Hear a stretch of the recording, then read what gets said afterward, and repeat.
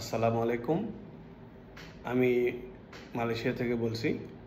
আমি সৌদি আরব থেকে কিভাবে অনলাইনে আপনার মালয়েশিয়ার ভিসার জন্য অ্যাপ্লাই করলাম, তারপর আমাকে 2 দিন পরে কেন আবার মালয়েশিয়ান এম্বাসি ডাকলো, ওখান থেকে ভিসা নেওয়ার পরে আমি আবার মালয়েশিয়া আসার পরে আমাকে ইমিগ্রেশন থেকে আবার অন্য রুমে হাই কমান্ডে যারা আছে ইমিগ্রেশন অফিসার ওনাদের কাছে কেন পাঠালো, ওখানে কি কি জিজ্ঞেস করলো, সব তুলে ধরবো। তো আশা করি যারা নতুন ভিসার জন্য অ্যাপ্লাই করবেন তাদের কাজে আসবে আমার এই ভিডিওটা।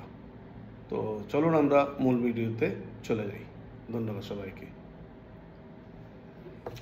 আমি সৌদি আরব থেকে ট্যুরিস্ট ভিসার জন্য মালয়েশিয়া এম্বাসিতে অ্যাপ্লাই করার পরে আমাকে 2 দিন পরে মেইলে জানালো ইন্টারভিউ দিতে হবে। তো আমি ইন্টারভিউ দেওয়ার জন্য গেলাম। তো অফিসার আসলে এসে জিজ্ঞেস করলো। তো আমি বললাম যে আমার ইন্টারভিউ আছে, আমি ভিসার জন্য অ্যাপ্লাই করেছি। তো পরে আমার থেকে আমার পাসপোর্টটা নিয়ে ভিতরে গেল। তারপরে অনুমানিক 5-6 মিনিট পরে উনি আসলো, আসি আমাকে বললো যে চেক ইউর ইমেল। আমি ইমেল চেক করে দেখলাম ইমেলে ভিসা এসে গেছে। তো আমাকে বললো একটু ওয়েট করো, বাকি প্রসেস শেষ করে আমি পাসপোর্ট দিচ্ছি। তো প্রায় আরও 5-6 মিনিট নিল। পরে পাসপোর্ট আর আমার ফটোকপি করে পেজ একটা রাখলো আর আমাকে দিয়ে দিল। তারপর আমি সেখান থেকে চলে আসলাম। পরে আবার আমি মালয়েশিয়া যখন ইমিগ্রেশন আসলাম, 2-3 দিন পরে টিকিট কেটে যখন আসলাম, সেখানে কাস্টম অফিসার আমাকে বললো ওই পাশে ইমিগ্রেশন অফিসার আছে, ওখানে যাইতে। আমি মানে ইমিগ্রেশন অফিসারের কাছে যাওয়ার জন্য এখন আমি সেদিকে যাচ্ছি। এই যে এখন এখানে এসে বসাইলো ইমিগ্রেশন অফিসে, এয়ারপোর্টে ইমিগ্রেশন অফিসে।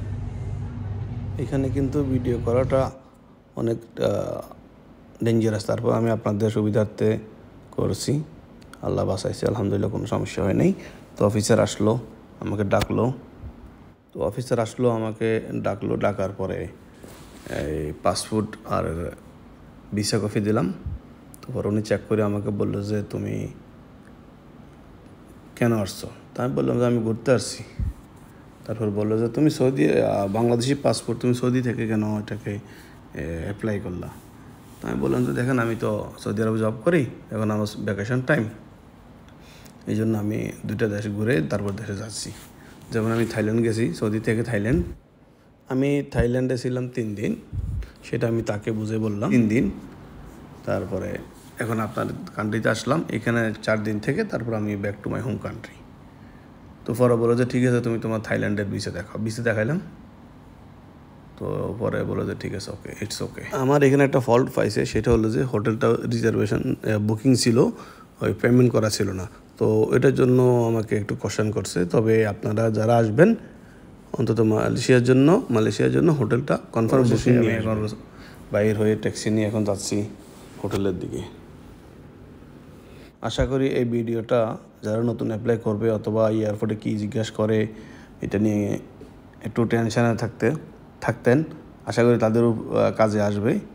তো আপনারা কমেন্ট করে জানাবেন আমাকে আপনাদের কেমন লাগলো ভিডিওটা। ধন্যবাদ সবাইকে সাথে থাকার জন্য। আমার মতে যদি প্রপারলি আপনার এই অ্যাপ্লিকেশন করা যায়, সাবমিট করা যায় এই ভিসার জন্য, তো আশা করি কোনো সমস্যা হবে না। আর এয়ারপোর্টে তো অনেকে বলে যে ডিফোর্ট করে, যখন কাউকে ইমিগ্রেশন অফিসার ইমিগ্রেশন রুমে পাঠায় ওনার থেকে বড় পদের অফিসারের কাছে, তখন অনেকের মনে একটু থাকে। আমিও ভয় পেয়ে গেছিলাম। তো যাক, অবশেষে আল্লাহর অশেষ রহমতে আমাকে তো ইমিগ্রেশন হয়ে গেল পরে আমি বাইরে গেলাম। তবে আমার সাথে আরও 2-3 জন ছিল বাংলাদেশি, ওনাদেরকে ওই রুমে নিয়ে গেছিলো, ওনাদেরকেও ছেড়ে দিছে, মানে ইমিগ্রেশন হয়ে গেছে। এখন আমি আমার কাউকে ডিফোর্ট করে চলে আসলাম, এখন লবিতে আসি। এই দেখেন আমার হোটেলের রুমটা, যে রুমে আমি এখন উঠলাম। এক কথায় রুমটা অসাধারণ। তারপরে 2 দিনের জন্য 260 রিঙ্গিত নিয়েছে। তো এখানে সব কিছু আছে, ওয়াশিং মেশিন থেকে ধরে সব কিছু আছে। ওয়ান্ডারফুল একটা ভালো লাগার মতো একটা রুম। তারপরে তো আশা করি আপনাদের ভালো লাগবে ভিডিওটা, কারণ ভিসা প্রসেসিং থেকে এয়ারপোর্টে ইমিগ্রেশন হয়ে হোটেল পর্যন্ত আসা পর্যন্ত আমার সাথে যা যা ঘটেছে সব আমি এখানে তুলে ধরেছি। সব কিছু আছে এখানে। এক কথাই বলা যায় যে চিপও আছে, যেমন 200। এই দেখেন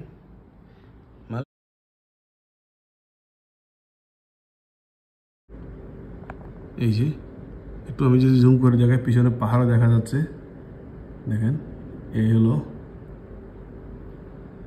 ওই দেখেন পিছনে পাহাড়।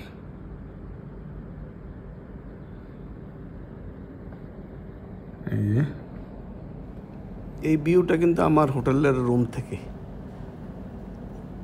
অসাধারণ ভিউ, অবশ্যই আপনাদের ভালো লাগবে। আর চ্যানেলটা সাবস্ক্রাইব করে পাশেই থাকবেন।